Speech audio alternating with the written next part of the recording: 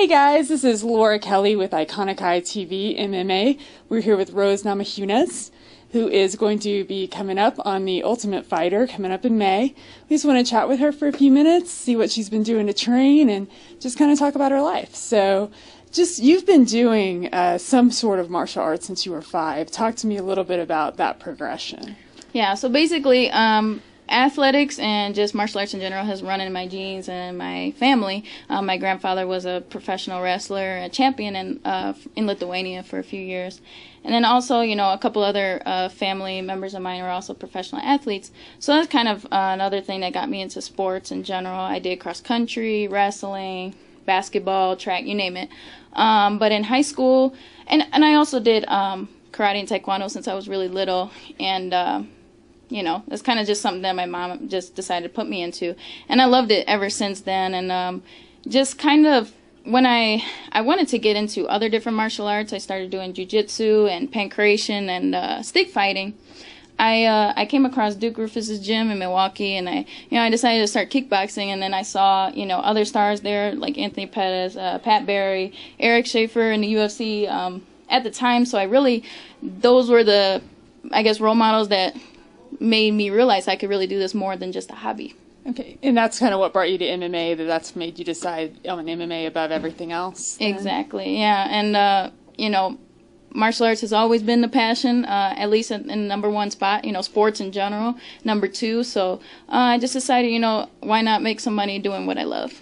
And you decided to do it, and then you went pro just a little over a year ago. Talk to me about some of those fights. You did very well. Even of the 3 fights, the one you lost, they say is very, very close. So kind of take me through that, your competitors, and what you've learned in the last year that you've been pro.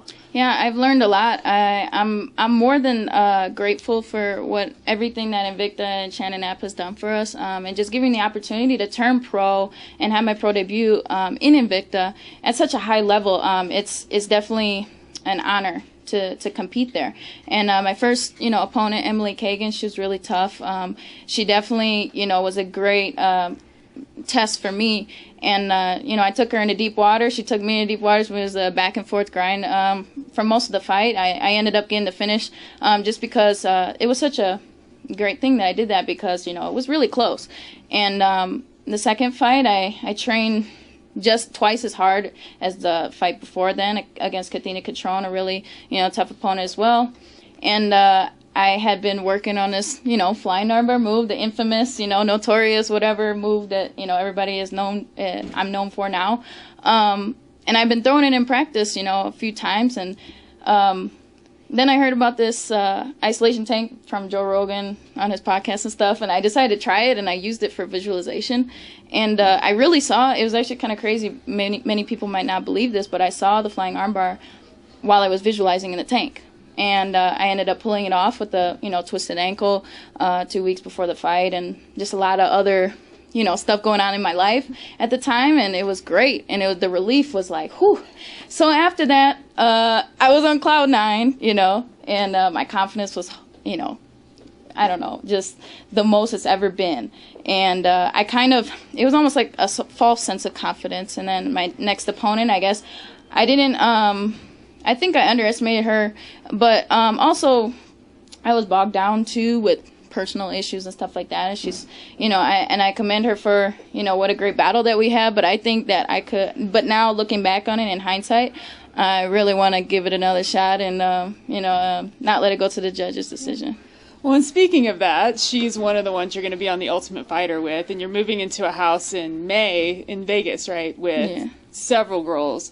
Talk to me about how you got selected for that and what you're anticipating coming up. So basically, I was kind of going through, like I said, other personal stuff in my life. And there's just a lot of stuff that's been going on. And I wasn't really sure about, what I was going to do or money-wise and stuff like that. And I kind of went back home to Milwaukee and, home is where it's at. And, I ran home to my mom. So, I was kind of down on my luck, and I was talking to a friend. I was like, everything happens for a reason. And all of a sudden, as soon as I said that, and I kind of just had this positive, more outlook on it, as soon as I said that, the phone rang. And I was like, Las Vegas, what? And I picked it up, and it was like Dana White. Like, I could hear his voice. Like, I could almost, he has a really distinct voice. So I was like, oh, my God. And then he's like, yeah, we want you to come on The Ultimate Fighter. And, we're going to pay you this much, or whatever. Just talking about the details and stuff. And I was like, and I just, like, I was like, oh, my God. Like, I couldn't hold back the tears, because it meant so much to me. And I'm sure it means a lot to these other girls, but, yeah, I don't know. It's just everything in my life has been happening like a movie lately. So I don't know if I could really say the same for these other girls. But, I'm really excited to get this opportunity. And, I'm really training my butt off. I don't want to say the other word, but, I'm just really looking forward to it. And I have to say, Kagan and Torres are going to be in there with you. Is there going to be is that going to be crazy, living with two people like that? And is there going to be smack talk, or is there bad blood there? I mean, I know my nickname's Thug Rose or whatever, and I carry myself a certain way, or I fight a certain way, and that's more directed towards my fights. But I'm also a nice person. I'm a sweet person. The only time when I'll become Thug Rose is if there's a bully. Like, I don't back down to nobody. I'm really nice and caring and sweet person, but at the same time, I'm not a pushover. So it only just depends if, like me and Tisha, after the fight, even though I was really mad, I was really upset, we still, we're cordial with each other. We talked afterward, we hung out at the, after party, but it is what it is. It's business, It's, if, your best friend and you were at the title, you're not going to not fight the person, and you're not going to not be friends afterward either. Like, unless if your friendship doesn't really mean anything in the first place. So, the smack talk will happen if somebody does it towards me first, and if there's a reason for it. But, I'm not going to go out my way to try and put on a character, or, I'm going to be the bad person. I'm going to be the, the fun, energetic person. I'm just going to be me. So, yeah. At 21 years old, you're one of the youngest competitors on The Ultimate Fighter this year. How do you feel about that? Do you think it's an advantage?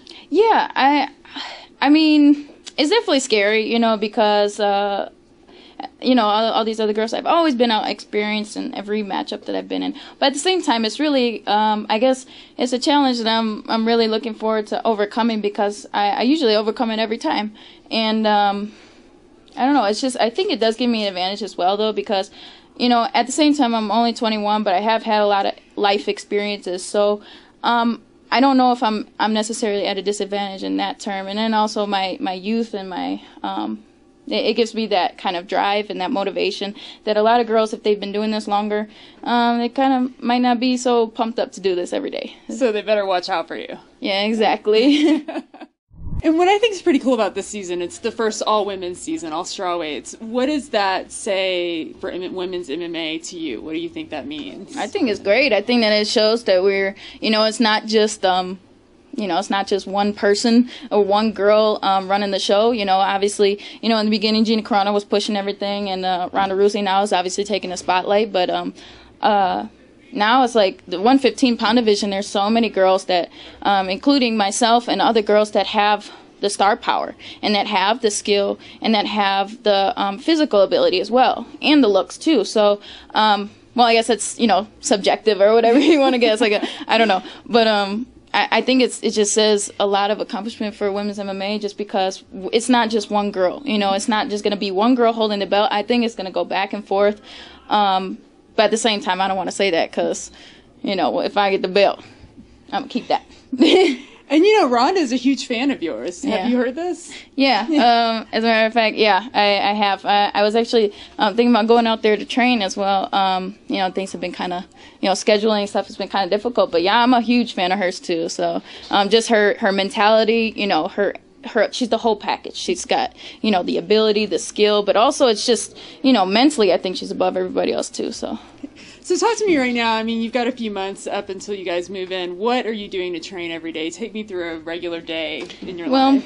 Well, today, so, every day at least, there's either I do sparring in the morning or, I do some type of technique in the morning.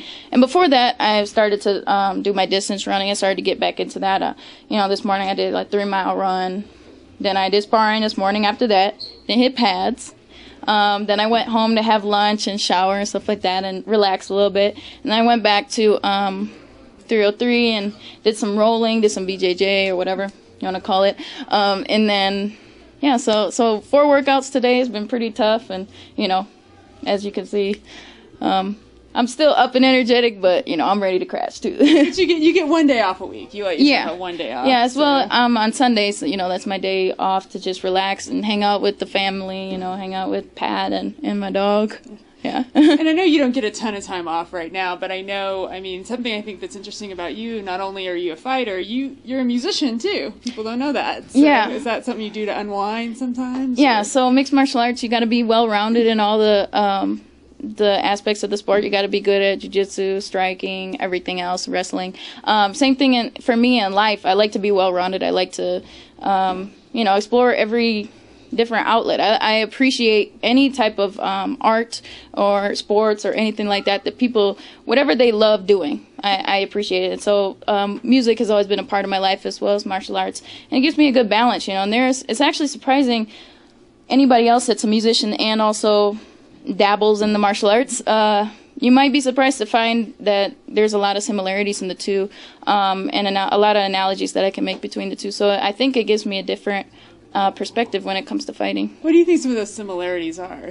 I guess just like rhythm, just the like certain concepts behind like the music and, you know, kind of like, for example, just, I mean, I could come up with a million, but here's one off the top of my head. Like, you never want to get in a certain pattern, you know, when you're sparring, because somebody can just 1, 2, 1, 2. Somebody can time that. But when you're sparring, you want to kind of syncopate in music terms, or offbeat, you know, and throw the other person off. And so, and once you get in the groove, that's kind of how music is. You get in the groove. Yeah. Well, it makes sense, because I've always heard like martial arts is like a dance. And yeah. So, and you know, I don't do what you guys do, but I do a little bit of it just to work out, and you can tell that you get in a rhythm. So. Yeah, it is. It's really surprising for sure. So, is there anything else you like to do outside of this? And I know you mentioned hiking in nature a little bit. Yeah, earlier, I'm definitely an animal lover and a nature lover. Even though we were just talking about, you know, here in Colorado, there's definitely a lot of, you know, things you got to watch out for, like stay away from the bears and stuff. But you know, I definitely like to live life on the edge, and so, you know, obviously that is a concern, obviously being out here, mountain lions and stuff like that, but I love it out here just because of the mountains and fresh air and the sun. Oh my gosh, the 300 days of sun.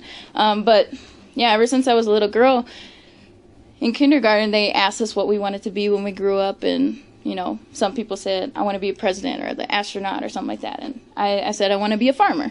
So after fighting is over with, I'm definitely going to do something dealing with gardening or, you know, being a farmer of some sort. You can have like a bunch of mountain goats and yeah, it could be. Yeah, hopefully like the mountain lions will stay away, but we'll see. But do you know? I didn't see an air date on when. I know you guys are moving in May, but I didn't see an air date announced for. I think it was officially announced as May 18th, but you never know. Like, I mean, things change all the time, so I'm expecting May. I'm preparing for that, but you know, obviously with MMA, we have to go with the flow, and nothing's really ever guaranteed. So I'm ready whenever. I'm ready today. Can I ask where your nickname came from? Well, that's kind of like a that's more of like a childhood thing. You know, when I was a little girl, I was kind of, you know, involved with a lot of bad people, you know, or whatever. So, or just, I guess, just doing kid silly stuff, and you know, kind of. I guess getting in fights and, you know, doing bad things, but and that's kind of how I got the nickname from my friends, and it just kind of, and obviously I'm not that same person anymore in every aspect of my life. You know, I can't just, you know, rob a bank or something like that's not acceptable. But that definitely has carried out into my fighting, and I don't give a crap, you know, so I don't let nobody, I don't back down from nobody, and that's kind of how my fighting style is, just thuggish, you know. And then also I think there's another aspect to it of overcoming struggles and surviving, and really, and having that exterior from surviving from, I guess, your past, and so that's where it comes from as well. Well, I think you're going to do great. So, a thug, a fighter, a musician, a farmer. I think we've covered everything. Yeah, I figured that out. I don't know. Make sure to watch around May. Rose will be on The Ultimate Fighter, and we expect her to win. And big thanks to Grudge Training Center for letting us use their facility today. And stay tuned next on Iconic ITV MMA.